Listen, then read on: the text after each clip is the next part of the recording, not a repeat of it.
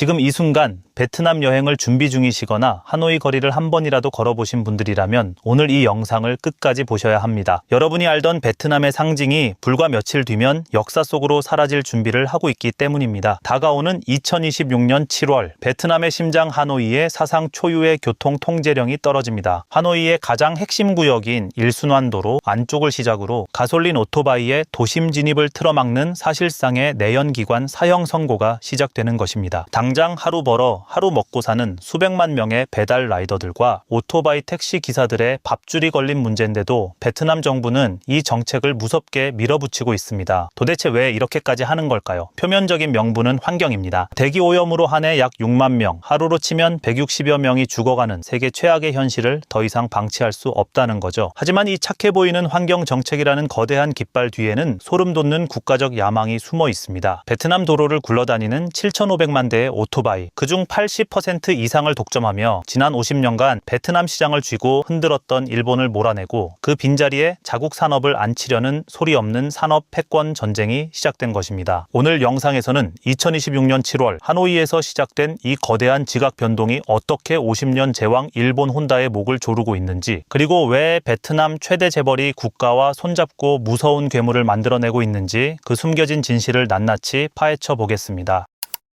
먼저 우리가 반드시 짚고 넘어가야 할 질문이 있습니다. 도대체 왜 베트남 사람들은 그토록 위험하고 매연 가득한 오토바이를 손에서 놓지 못하는 걸까요? 베트남에서는 오토바이가 없으면 연애도 못하고 결혼도 못한다는 우스갯소리가 있을 정도입니다. 출퇴근은 물론이고 데이트, 장보기, 심지어 텔레비전이나 냉장고 같은 대형 가전을 옮길 때도 짐발이 오토바이를 부르죠. 답은 의외로 단순하고도 서글픕니다. 그들에게 오토바이는 취향이 아니라 생존이기 때문입니다. 여기서 핵심은 자동차 가격입니다. 베트남에서 자동차를 한 대 사려면 수입 관세에 특별 소비세, 부가세까지 겹겹이 얹힌 그야말로 세금 폭탄을 맞아야 합니다. 어떤 차종은 세금만으로 차량 가격이 2배 가까이 부풀어 오르죠. 똑같은 차가 베트남에서는 다른 나라의 2~3배 가격표를 달고 나오는 겁니다. 그런데 베트남 서민들의 월 평균 임금은 우리 돈으로 40만 원 안팎에 불과합니다. 자, 계산이 나오시죠? 밥 한 끼 안 사 먹고 10년, 20년을 꼬박 모아도 닿을까 말까 한 엄청난 금액입니다. 베트남 보통 사람들에게 자동차란 평생 손에 넣을 수 없는 그림의 떡 같은 사치품일 뿐이죠. 반면 오토바이는 100만 원 안팎이면 새 것을 손에 쥘 수 있습니다. 애초에 선택의 여지가 없는 겁니다. 하지만 베트남 사람들이 오토바이를 타는 진짜 이유는 단순히 돈 때문만은 아닙니다. 진짜 뼈아픈 문제는 이 다음입니다. 설령 돈을 긁어 모아 자동차를 산다고 해도 그 차가 들어갈 길이 없습니다. 베트남의 대도시를 항공사진으로 내려다보면 거미줄처럼 좁고 복잡하게 얽힌 골목들이 끝없이 펼쳐집니다. 현지에서 햄이라 부르는 이 좁은 골목길에는 4바퀴 달린 자동차가 비집고 들어갈 틈조차 없습니다. 사람들이 먹고 자고 장사하는 삶의 무대가 바로 이 좁은 골목인데 그 입구를 통과할 수 있는 건 오직 2바퀴뿐이죠. 게다가 지하철이나 버스 같은 대중교통 인프라는 여전히 걸음마 단계입니다. 결국 베트남이라는 사회는 태생적으로, 구조적으로 2바퀴 오토바이가 없으면 단 하루도 굴러갈 수 없게 설계된 나라인 셈입니다. 자, 여기서 엄청난 모순이 발생합니다.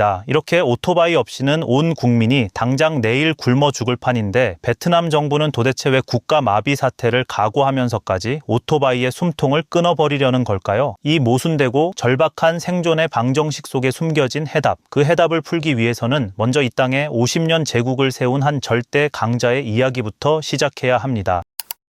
그 주인공은 바로 일본의 혼다입니다. 베트남 오토바이 시장에서 혼다의 점유율은 무려 80%를 넘나듭니다. 이 정도면 독점을 넘어 거의 신앙에 가깝습니다. 실제로 베트남 사람들은 오토바이라는 단어 대신 그냥 혼다 탄다고 말할 정도죠. 마치 우리가 밴드 모양 반창고를 그냥 데일밴드라 부르듯 혼다는 오토바이 그 자체의 대명사가 되어버린 50년의 제왕이었습니다. 베트남 구석구석 깔린 정비소와 부품 공급망까지 혼다는 단순한 제조사가 아니라 하나의 거대한 생태계 그 자체 였습니다. 그런데 난공불락처럼 보이던 이 왕국의 성벽에 베트남 정부가 직접 곡괭이를 들고 균열을 내기 시작했습니다. 명분은 전동화, 즉 친환경 전기 오토바이로의 전환이었죠. 정부는 전기 오토바이에 붙는 등록세를 통째로 면제해주고 온갖 보조금을 쏟아부었습니다. 그리고 이 막대한 지원의 화살이 향한 곳은 정해져 있었습니다. 바로 베트남 최대 재벌 빈그룹이 키워낸 전기차 회사 빈페스트였습니다. 부동산으로 거대한 부를 쌓은 빈그룹이 구군을 걸고 띄운 자국 챔피언, 국가가 작정하고 키우는 괴물이 탄생한 겁니다. 상황이 심상치 않게 돌아가자 일본 측은 초조해지기 시작했습니다. 50년간 다져온 시장이 송두리째 흔들리니 가만히 있을 리 없죠. 내연기관 금지 조치를 좀 유예해 달라며 외교 채널을 총동원해 압박을 가했습니다. 하지만 베트남의 대답은 차가웠습니다. 한마디로 묵살이었죠. 베트남이 이렇게 배짱을 부릴 수 있었던 결정적인 이유가 있습니다. 빔페스트가 전기 오토바이의 가장 큰 약점이었던 충전의 불편함이라는 벽을 통째로 무너뜨리는 비장의 무기를 꺼냈기 때문입니다. 바로 배터리 교환 스테이션입니다. 몇 시간씩 콘센트에 꽂아두고 기다리는 충전 방식 대신 방전된 배터리를 통째로 빼서 충전된 새 배터리로 단 2분 만에 갈아 끼우는 방식이죠. 주유소에서 기름 넣는 시간보다 짧습니다. 빔페스트는 이 교환소와 충전 인프라를 전국 편의점과 아파트 단지 등 전국에 최종적으로 무려 15만 개까지 깔겠다고 선언하며 우선 그 첫 단계로 올해 안에만 5만 개를 구축하는 무서운 속도로 생태계 자체를 장악하기 시작했습니다. 충전 인프라가 부족해서 전기차가 안 팔린다는 핑계 자체를 원천 봉쇄해버린 겁니다. 여기에 빔페스트는 아주 무서운 승부수를 하나 더 던졌습니다. 바로 초기 자본 영원, 즉 땡전 한 푼 없이도 새 전기 오토바이를 끌고 나갈 수 있는 파격적인 할부와 배터리 구독 모델을 도입한 겁니다. 매일 오토바이를 타고 하루 벌어 하루 먹고 사는 수백만 명의 배달 라이더들에게 이보다 치명적인 유혹이 있을까요? 그 결과는 점유율의 지각 변동으로 증명됐습니다. 빔페스트는 전기 오토바이 시장에서만큼은 단숨에 압도적인 1위로 올라섰고 가솔린까지 포함한 전체 이륜차 시장에서도 폭발적인 성장세로 만년이인자 야마하의 등 뒤를 바짝 쫓는 3위로 치고 올라왔습니다. 50년 제왕 혼다의 목미까지 서늘한 칼끝을 겨눈 순간입니다.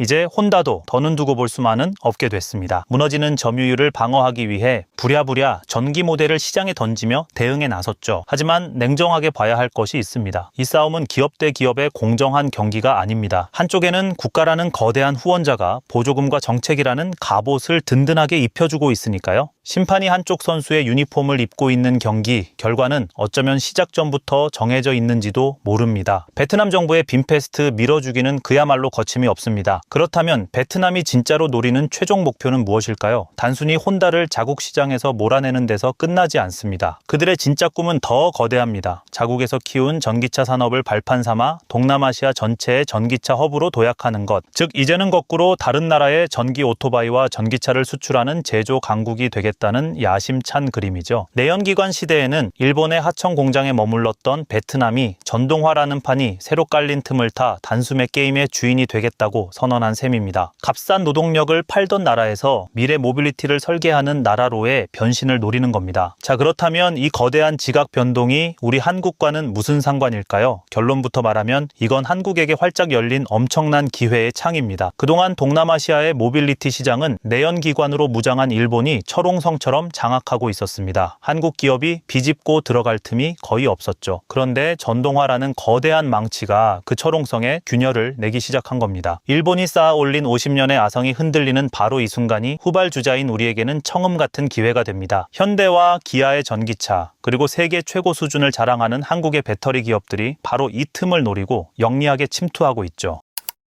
그렇다면 이 머나먼 나라 베트남의 오토바이 전쟁을 우리는 왜 이토록 서늘한 눈으로 지켜봐야 할까요? 이것은 결코 남의 나라 환경 정책 이야기가 아닙니다. 이것은 지금 아시아 전체에 거대한 돈줄이 이동하는 신호탄이기 때문입니다. 시계를 40-50년 전으로 돌려보죠. 그때 우리 한국의 도로도 온통 일본 차가 점령할 뻔했고 우리 안방의 가전제품도 죄다 일본 브랜드였습니다. 기술도 자본도 모두 일본이 꽉 쥐고 있던 시절, 다들 한국이 어떻게 일본을 이기냐며 비웃었죠. 그런데 지금 어떻게 됐습니까? 현대차는 일본 안방을 위협하고 삼성은 소니를 아득히 넘어섰습니다. 베트남이 혼다를 향해 던지는 이 거대한 도전장은 바로 수십 년 전 우리가 피땀 흘렸었던 그 역전의 시나리오와 소름 끼치도록 닮아 있습니다. 하지만 우리가 진짜 주목해야 할 것은 단순한 경계심이 아닙니다. 일본이 쌓아 올린 50년의 철옹성이 흔들리고 있다는 것, 이것은 후발주자인 한국에게 두 번 다시 오지 않을 엄청난 기회입니다. 그동안 동남아시아 모빌리티 시장은 일본 기업들이 꽉 쥐고 있어 한국 한국 기업이 비집고 들어갈 틈이 없었습니다. 그런데 베트남이 전기 오토바이와 배터리 교환 스테이션이라는 새로운 판을 깔아버렸습니다. 여기서 우리의 살길 그리고 스마트한 시청자분들이 눈여겨봐야 할 거대한 기회가 나옵니다. 한국은 세계 최고 수준의 배터리 제조 기술과 전력망 관리 BMS 그리고 IT 플랫폼 기술을 가지고 있습니다. 빔페스트가 수십만 개의 배터리 교환소를 짓고 동남아 전역으로 뻗어나갈 때 우리는 굳이 오토바이를 직접 만들어 팔며 피를 흘릴 필요가 없습니다. 그 안에 들어가는 핵심 배터리셀을 공급하고 배터리 충전과 결제를 연동하는 소프트웨어 생태계를 장악하면 됩니다. 베트남 전기차 시장이 커진다고 해서 단순한 완성차 업체만 볼 것이 아닙니다. 고온다습한 동남아 환경에서도 견딜 수 있는 이륜차용 소형 배터리, 패키징 기술을 가진 기업, 배터리 교환소 인프라에 들어가는 전력 변환 장치와 에너지 저장 장치 관련 기업, 그리고 이 막대한 충전 데이터를 처리할 결제 플랫폼이나 통신망 밸류체인에 속한 한국 기업들이 일본이 무너진 빈자리를 파고들어 가장 큰 수혜를 입게 될 것입니다. 남들이 겉으로 드러난 오토바이 브랜드의 화려함에 열광할 때 우리는 그 오토바이를 굴러가게 만드는 보이지 않는 심장과 인프라에 투자하여 거대한 기회를 선점해야 합니다. 결국 베트남의 오토바이 전동화는 단순한 매연 줄이기 캠페인이 아닙니다. 환경이라는 명분으로 위장한 아시아 산업 패권 전쟁의 서막입니다. 신호등 앞에 멈춰선 수백 대의 오토바이, 그 매연 자욱한 풍경 너머에서 지금 이 순간에도 수십조 원의 판이 소리 없이 뒤집히고 있습니다. 50년 만에 다시 그려지는 아시아의 산업 지도. 그 거대한 지각 변동 속에서 우리는 막연히 두려워만 할 것이 아니라 일본이 놓친 그 거대한 틈새를 가장 먼저, 가장 영리하게 파고들어야만 합니다. 인사이트 랩이었습니다.